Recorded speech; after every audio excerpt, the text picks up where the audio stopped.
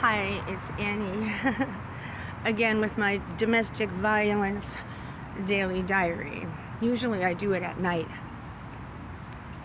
And I come to this beautiful place. It's a Ferranti owned apartment complex with a beautiful fountain. They just turned it on. When I parked the car, it wasn't on. I usually come here at night, and I don't know if y'all can see this at night, so I thought I'd just, since I was driving by anyway, show you where I like to hang out and talk to you about this absurd situation. Domestic violence. He wants to commend himself because he says he hasn't punched me lately. I said, yeah, and you haven't stabbed me in the head with a fork this week. But the way you're acting is abusive, Bill. He's got 1,000 ways of finding 1,000 ways to be anything but congenial with me, and never compliments me, never thanks me for anything, blames me for everything. He even blames his ex-wife because she liked to have donuts and cookies in the house. They had 5 kids, and he would eat them like a pig, and then he got diabetes, and he blames his wife for bringing home the cookies and pies and cakes and things.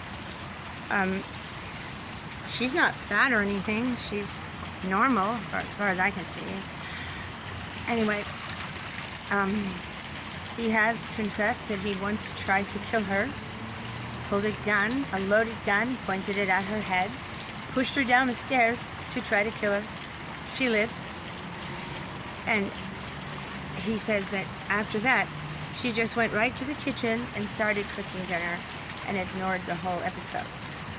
Which, by the way, is what I do, because the more of a reaction you give that kind of behavior, the more they want to do it, if they're sadistic. And he is sadistic. How do I know? He watches videos on YouTube, hour-long videos of women crying, women in severe distress, crying. I don't know why those videos are on there, but they are. He finds them and plays them. I found out. It's not hard to find out. Another thing I found out was that when I looked to my my video channel on YouTube, I noticed that for each and every one of the videos that I recently made public, there are literally thousands of viewers. Why is that? Because there are thousands and thousands of silent victims out there who have nowhere to turn, no one to turn to, no one to take them in, should they have the bravery to leave. And they want to hear how I'm coping with this horrible abuse. I am incessantly on him. Every time he says or does something abusive, I read him the riot act and I tell him how horrible that behavior is. And I tell him that I have tapes of him doing these things, saying these awful things. And he knows that I tape him once in a while, or have been in the past, or maybe right now taping him. Doesn't seem to care. He has an invincibility complex that he can't be held responsible by the LAPD or the prosecutor's office. I don't know why he has been immune all this time, and these government officials refuse to acknowledge, process, view, look at, record the existence of a mountain of exculpatory evidence I have that I am not the aggressor, never have been. His confessions, his admissions. I literally have his attacks on me on tape. I have one attack on me on video. It wasn't that bad because he noticed the camera on the side. I didn't think he'd see that, but he did, and he stopped. I don't know where this is going to end, but I told him in no uncertain terms, I am not going to agree to take the fall, take the rap, allow myself to be framed. I'm going to defend myself if it's the last thing I do. I said, I'm sorry if you might be implicated in the process. I mean, if I can prove my innocence, Bill, it's obvious that you must be the guilty party. But I don't wish you any harm, and they never, guess what? I learned online, they never, when they find out that alleged victim has made false police reports and put their partner through the hellacious scandal of being involved, roped up in the criminal justice system, they don't go and prosecute the liar, the abuser, because they're embarrassed to have egg on their face, and they don't want to discourage other people who are truly victims from reporting the crime, lest somehow the other party, the aggressor, produces fake evidence, fake witnesses, and somehow turns the tables on them, the victim. They don't want to take that chance. The victims don't want to see that it's possible that a real victim could have the tables turned. So the prosecutor's office has a policy not to prosecute false allegations, false arrests, false imprisonment. False witness against thy neighbor is a mortal sin. It's one of the commandments. And they just choose to turn a blind eye to all of that.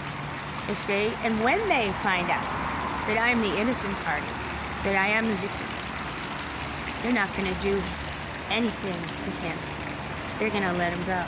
But he's really concerned. I can't impugn myself. I don't want to say that you didn't do it or anything. I don't want to say that I even exaggerated. He's so afraid of being in the hot seat, probably for business reasons, and to save face with his family and his friends, whom he's been lying to about all of this drama for years. Lies to every single one of his family and friends he knows, and who know me. Even people who don't know me. I've taped him telling complete strangers what a horrible person I am. And I ask him, why do you do that? Why would, some real estate agent who's selling one of the houses in Beverly Hills give a damn about what a jerk or an asshole or an abuser your wife is? Why would you want to put yourself in such a bad light that you would have a partner that was as bad as how you portray me? He goes, I don't know. I said, because you want to isolate me from everyone we've ever met. Your whole family, real estate agents, the neighbors, because then I have no one to call when I'm in trouble, when you're trying to kill me or something. Isolation is a very, very horrible thing to be in. And I have been in isolation for 4 years. Oh yeah. He has instructed all of his friends and family not to take my calls, not to talk to me. And for some reason, they know he's a pathological liar. They've told me to my face that's what he is. But they seem to believe him anyway, and he won't speak to me. He won't even let me speak to the auto mechanic because he tried to pull a con on me with regard to a car repair, telling me that I had to pay out of pocket $300 when he's supposed to be in charge of car repairs, and I'm in charge of other aspects of our living. And he told me that if I didn't come up with the $300 to pay the auto mechanic who was pulling a scam on him, then my car would be held on a mechanic's lien and then sold without my permission, and that was a blackmail that he tried to pull on me. Then he told me if I went to speak to the auto mechanic about this scam, that he would beat me publicly in front of witnesses. And this was, 2 days ago. So you know what I did? I pulled out his medical record, psychological medical record, which indicated that he had severe brain damage and had recently suffered a stroke, pre-Alzheimer's patient, and has dementia. And I told him I'm going to go to the auto mechanic and tell him to give me the car back and stop trying to scam us, and we're not going to pay him anything because he did nothing. I'm going to tell him that you're not capable of making family decisions regarding money and that you're not allowed out of the house without supervision. And I wrote that into the medical report myself. I didn't forge any name, I just wrote it in. I wasn't going to give it to him or present it to a government agency. I was going to give it to the auto mechanic to intimidate him into giving me my Range Rover back. So that scared the crap out of Bill. He went back and smoothed the whole thing over and agreed to pay for the battery, I think it was, and acted like nothing was wrong. I got his goat. I called his bluff now, didn't I? Don't take this crap lying down. Don't be afraid. Yes, he might throw you out, but tape record everything he does to you. And then when he pulls a fast one and starts to deprive you of your property and your liberty, play the tapes to someone who cares. It's hard to find anyone who cares, anyone who will listen. But there are plenty of ways to skin a cat. Don't give up. Don't take no for an answer. Stand up for yourself. Stand up for your rights. Don't let them walk all over you like I have. But I'm gradually finding ways to smooth the whole thing over and put it behind us and bury the hatchet. And no, I don't want to end the relationship, because he has redeeming qualities. They're scarce and hard to detect sometimes, but other times the alternative to living with him, and he is my husband, the alternatives are even more scary. I think I can handle this so far. I'm not taking a rap. I'm not signing away my rights. I'm not taking the fall. I'm not admitting that, oh, I had to do that because I was mentally ill. No, I scratched him in self-defense. What part of self-defense don't you understand? I'm a woman. I'm a disabled woman. I'm a senior citizen. I'm a protected member of the society in that I am disabled, permanently disabled, per the government. And I've been on disability for years.